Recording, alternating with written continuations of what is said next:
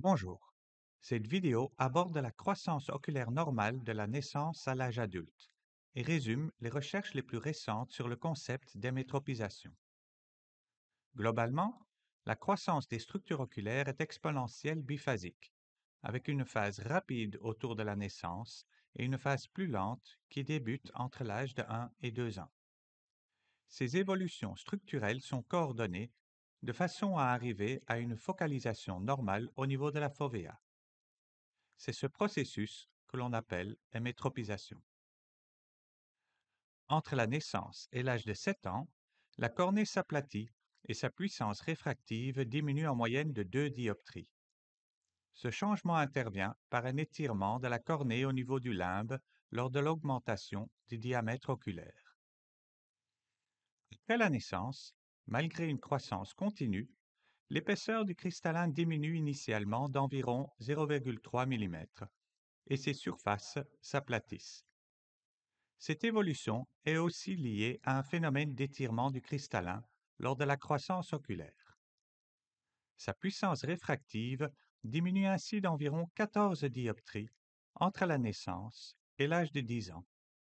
Son épaisseur réaugmente par contre à la puberté et continuera durant le restant de la vie par apposition progressive de nouvelles couches de fibres cristalliniennes.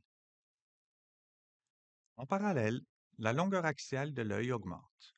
Celle-ci passe ainsi d'environ 17 mm à 22 mm entre 0 et 7 ans. La phase initiale de croissance oculaire fœtale et périnatale correspond à une phase passive génétiquement programmée. À la naissance, la réfraction cycloplégique normale démontre en moyenne une hypermétropie d'environ 2,5 dioptries, mais avec une gamme de valeurs très large entre myopie de moins 4 dioptries et hypermétropie de plus 6 dioptries. Cette distribution de valeurs s'est répartie selon une courbe gaussienne. Ainsi, la croissance de la cornée, de la chambre antérieure et du cristallin semble être essentiellement prédéfinie génétiquement. La longueur axiale de l'œil correspond au contraire à une phase active de la croissance oculaire. La modulation de cette croissance par une boucle de rétroaction a comme conséquence de faire évoluer la réfraction de l'œil vers une hypermétropie moyenne de 1 dioptrie à l'âge de 18 mois.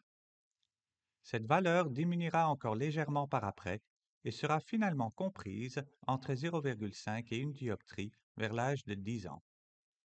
La courbe de distribution des valeurs réfractives devient alors nettement plus étroite, appelée leptocurtique.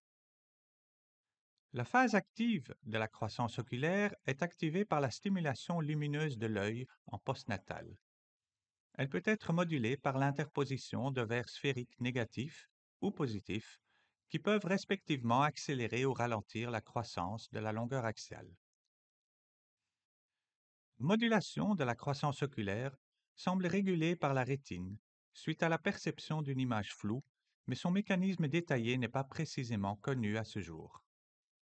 En cas d'hypermétropie ou de myopie, des transmetteurs sont synthétisés et vont diffuser à proximité pour moduler l'épaisseur de la choroïde et la rigidité de la paroi sclérale.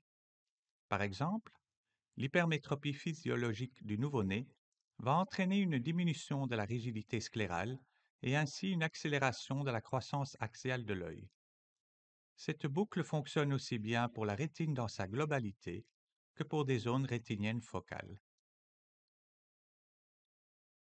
Une hypothèse serait que la qualité de l'image perçue par la rétine influence la vascularisation et l'épaisseur choroïdienne.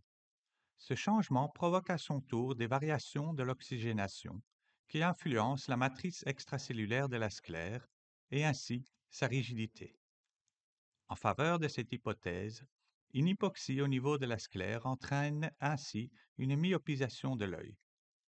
Une des molécules responsables de ces phénomènes serait la dopamine. Les récepteurs muscariniques à l'acétylcholine interviennent probablement aussi. L'accommodation est aussi suspectée de jouer un rôle dans le processus d'émétropisation, mais ceci n'a pas été démontré expérimentalement à ce jour. L'astigmatisme ne semble, quant à lui, ne pas influencer l'émétropisation de l'œil. Le mécanisme par lequel la rétine différencie un flou myopique d'un flou hypermétropique et inhibe ou stimule ainsi la croissance oculaire pourrait être par la détection de longueurs d'onde différentes. La lumière rouge, de longueur d'onde 650 nanomètres, se focalise derrière la lumière bleue, de longueur d'onde 470 nanomètres. Et cette différence pourrait être détectée au niveau des cônes respectifs. Je vous remercie d'avoir visionné cette vidéo et j'espère qu'elle vous a été utile.